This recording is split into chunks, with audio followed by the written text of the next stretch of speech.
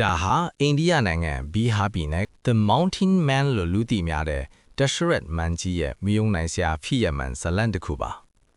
1960ပြည်နယ်မှာသူ့ရဲ့ဇနီးတဲ့ဟာတောင်ကုန်းပေါ်ကနေပြုတ်ကျပြီးဒဏ်ရာပြင်းထန်စွာရရှိခဲ့ပါနေ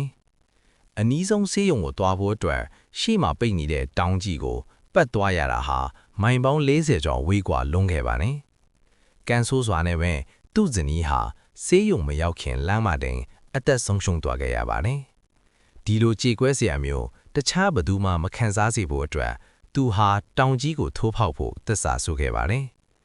အစာပိုင်းမှာတော့ရွာသားတွေကသူ့ကိုလူယူလို့ဝိုင်းရဲခဲ့ကြပေမဲ့သူကတော့နေပူမရှောင်မိုးရွာမရှောင်တူနဲ့စော့ကိုကင်ပြီးတောင်ကြီးကိုတနည်းချင်းစီထုနှံနေခဲ့တာပါသူဟာ22နှစ်တိုင်မနာမနေကြိုးစားခဲ့ပြီးနောက်မှာတော့အရှည်360ပေရှိတဲ့တောင်ကြားလမ်းတစ်ခုကိုတကိုယ်တော်ဖောက်လုပ်လိုက်ခဲ့ပါတယ်ဒီလမ်းကြောင့်မိုင်40ကျော်သွားရတဲ့ခရီးဟာတမိုင်အောင်မပြည့်တော့တဲ့အထိနီးသွားခဲ့ပါတယ်သူရဲ့ဇွဲလုံလာကြောင့်နောက်ထပ်လူသားပေါင်းများစွာရဲ့အသက်ကိုအချိန်မီကယ်တင်ပေးနိုင်ခဲ့ပါတော့တယ်